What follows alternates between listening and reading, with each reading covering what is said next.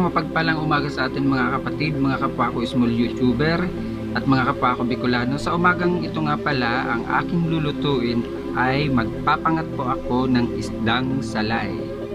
Yan po mga kapatid ang isdang salay. Salay daw po ang tawag niyan dito sa Katagalugan. Sa umagang ito, meron po tayong mga sangkap na meron po tayong bawang, may sibuyas, may luya, may kamatis, may pamintang crack at meron po tayong isang sachet na magic sarap. Meron din po tayong kamyas at siling haba or ang siling green. Sa kamyas ko po mga kapatid, ipapangat or ating ano ba tawag niyan? Papaksiwin. Yan po. Paksiw or pangat kumbaga. Yan po ang ating ilalagay sa umagang ito. So ngayon mga kapatid, samahan nyo po ako sa aking pagluluto ng pinangat na salay. Tara, let's go sa go mga kapatid. So ngayon mga kapatid, ito na nga po, buksan po natin ang ating kalan at dito lang po natin mga kapatid papangatin sa ating kawali. Uunahin po muna natin, ilalagay po muna natin mga kapatid ang ating isda na salay. Ang kilo po nito mga kapatid ay 260. Pero dahil ito po ay kalahati lang, kaya 130 lang po ang bili ko mga kapatid. Ayan po. Tapos lalagyan po natin mga kapatid ng konting tubig.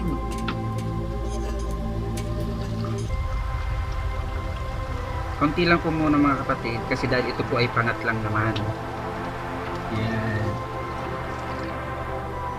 Yan, tama lang yan yung ating linagay na tubig. At saka madali lang po ito mga kapatid maluto dahil ito ay pinangat lang po na isdang salay. And then ilalagay na po natin mga kapatid ang ating mga rekado. Ilagay na po natin ang ating sibuyas. Yan, pagsabay-sabayin sibuyas. Ilalagay na po natin ang ating bawang dahil ito nga po ay pinangat. Ilalagay na rin po natin ang ating luya mga kapatid. Yan, luya. Tapos ilalagay na po natin ang ating kamatis. Tapos lagyan po natin mga kapatid ng ating paminta. Ito nga po, dalawang sachet ng pamintang crack. Yung biniak lang pong paminta mga kapatid. At ito pa po ang isang ating paminta. Tapos ilalagay na po natin ang ating magic sarap mga kapatid. Sabay-sabay lang po lang naman ito mga kapatid. Gawa ito po ay pinangat. Hindi na po natin hihintay na kumulo siya o ano. Tapos lalagyan po natin ng asin mga kapatid. Nasaan bang asin dito? Mukhang wala akong asin. So ngayon mga kapatid, parang wala akong asin na nakita. Ilalagay po natin ay patis mga kapatid. Yan po patis. Wala nga po pala kami asin. Patis ang ilalagay natin ngayon. Dahil may patis din na lang naman, patis lang nang ilagay. O diba? Yan. Tansyahin lang natin mga kapatid. Tapos, isasabay na po natin ang ating kamyas. Dahil nga po ito ay ating papangatin or papaksiwin sa kamyas. Yan. Paksiw kumbaga, pangat sa ibang salita. Yan. Dahil nandito pa ako sa Cavite, kaya pangat tawag nila yan mga kapatid. Sasabay na rin po natin ang ating siling habang 3 piraso mga kapatid. Tapos and then, hintay-hintan lang po natin kumulo or maluto ang ating salay na pinangat or pinaksiw. Tatakpan muna natin mga kapatid. Shout out nga muna pala sa aking mga member na sina Tuning TV, mega love shoutout sa iyo kapatid na Tuning TV, ganoon din sa iyo kapatid na Rainy Rio, mega love shoutout. Ganoon din sa iyo kapatid na Digin Channel, na isa ko rin sa mga member, katulad din ni kapatid na Dito Sister, isa rin sa aking mga member. Katulad din ni kapatid na Daragang Magayon, isa ko rin po siyang member. Ganoon din po si kapatid na Romel Kaiwan or Parikoy Vlog, mega love shoutout sa iyo kapatid. Isa rin po siya sa aking mga member. Ganun din po, mega love shoutout din nga pala sa iyo Mamila Pry. Maraming salamat po Mamila Pry sa lagi pong pagtulong sa akin. Maraming salamat po. At ganun din po sa iyo Ma'am Ruby Ann Vlogger ng Australia. Mega love shoutout po sa iyo ma'am. Mega love shoutout sa inyong lahat mga kapatid. Isang mapagpalang umaga po, tanghali man o gabi dyan sa inyong lugar. Mega love shoutout po sa inyong mga ma'am. Maraming salamat po sa inyong lahat. Dahil mga nakilala ko po kayo sa mundo ng YT, maraming salamat po. Hintayin lang po natin sa mga kapatid na luto. Madali lang po to dahil ito nga po ay pinangat tulad ko ng sinabi ko.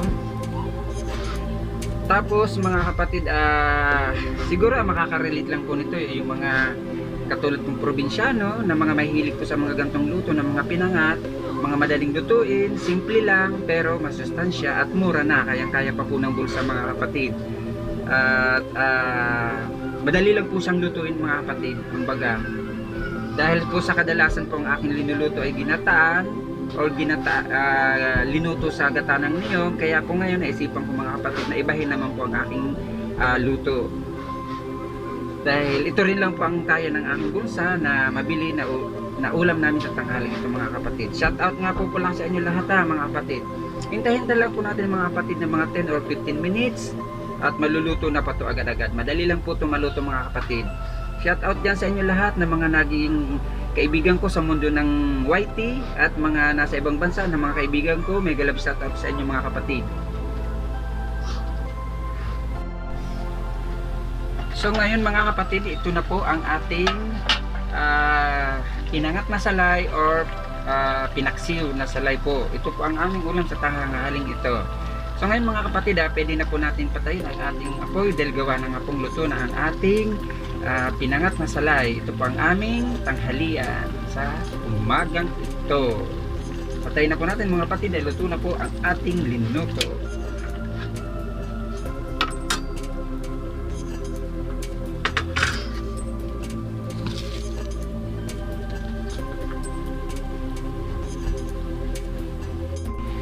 Ito na po mga kapatid ang aking finished product ng pinangat ko pong salay or pinaksiw. Yan po ang aming ulam sa tanghaling ito. Pinangat ko po siya sa kamyas mga kapatid. Bago ko nga po pala makalimutan, maisingit ko nga lang po sa mga interesado po dyan magpa home service massage, kasi gawa ng isa nga rin po akong isang massage therapist.